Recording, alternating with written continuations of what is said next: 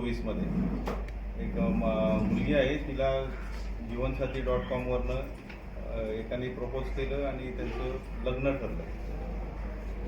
लग्न ठरल्यानंतर त्यांनी वेगवेगळे बहाणे सांगितले. तो अमेरिकेत बिझनेस करतोय डायमंड आणि ज्वेलरीचा, आणि त्या बिझनेसमध्ये डायमंडचा जो बिझनेस आहे ते डायमंडचे काही आर्टिकल्स त्यांनी गिफ्ट म्हणून तिला पाठवलेले आहेत आणि ते कस्टममध्ये अडकले म्हणून त्यांनी तिच्याकडनं पैसे घेतले. नंतर युगांडामध्ये त्याचा ॲक्सिडेंट झालेला आहे आणि इमिजिएट त्याला पैशाची गरज आहे.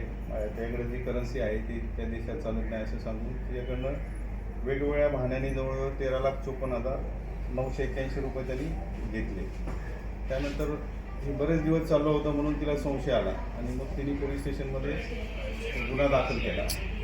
गुन्ह्याचा तपास करताना आमच्या आयोनी बँक स्टेटमेंट, जीवनसाथी.comचं प्रोफाईल आणि AI म्हणजे आर्टिफिशियल इंटेलिजन्सचा वापर केला आणि त्याच्यावरनं जईद खान हा मुलगा आहे त्याला प्रेस केलं आणि त्याला पकडलं भोपाळमधून. जईद खान जो आहे त्याच्याकडे इंट्रॉगेशन केल्यानंतर दुसरा जो मुख्य आरोपी आहे एजाज अहमद, त्याचं नाव फाद आहे, उर्फ फाद, हा आरोपी मिळून आला. आणि या आरोपीने बनावट कॉल सेंटर चालू होतं त्याचं आणि जॉयझा म्हणून एक वेबसाईट तो चालवतो, त्याच्यावरून ते चॅटिंगची फॅसिलिटी देतात. तर असे तो वेगवेगळे बनावट प्रोफाईल बनवतो आणि मुलींना फसवून त्यांच्याकडनं पैसे काढतो. आता हे जे प्रोफाईल आहे जईद खान हा एकदम स्मार्ट मुलगा आहे. त्याचं स्टुडिओ आहे, हेअर स्टुडिओ आहे तिथे, हेअर कटिंग स्टुडिओ. त्याचे एकट्याचेच 7-8 जवळजवळ प्रोफाईल त्यांनी वेगवेगळे बनवलेले आहेत आणि मुलींना आमिष दाखवून ते हे करतात. तर या तपासामध्ये पोलिसांकडे काहीच माहिती नव्हती. म्हणजे जीवन.comचं प्रोफाईल आणि बँक अकाउंट याच्यावरनं गुगलवरनं त्यांनी त्याचं फेस रेकग्नाईज केला, मुलीला दाखवला आणि तो तिच्या व्हिडिओमध्ये जे फोटो होते त्यात व्हेरीफाय केल्यानंतर पहिल्यांदा आम्ही जईदला ताब्यात घेतलं. त्याच्यानंतर आमची टीम त्याच्या माहितीनुसार लखनौमध्ये गेली आणि तिथून हा दुसरा आरोपी ताब्यात घेतलेला आहे. त्याच्या कॉल सेंटरमध्ये रेडचं काम चालू असताना आरोपी आला, तर थार गाडीमध्ये तो आला होता. पण त्याच्या लक्षात आलं काही गडबड आहे म्हणून मग तो थार गाडी घेऊन पळून चालला होता.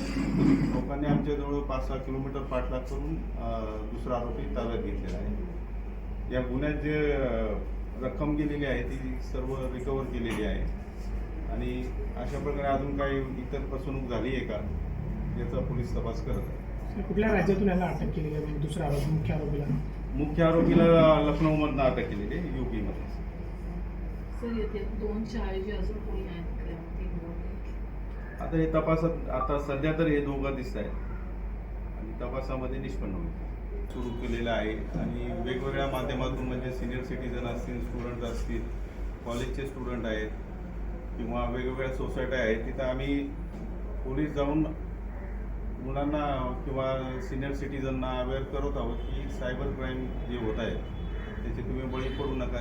हा एक त्यातला प्रकार आहे. असे विविध प्रकारचे जे आहेत, इन्व्हेस्टमेंटचे फ्रॉड आहेत किंवा जे लग्नाचे आमिष दाखवल्याचे फ्रॉड आहेत, याबाबत आम्ही अवेअर करत आहोत.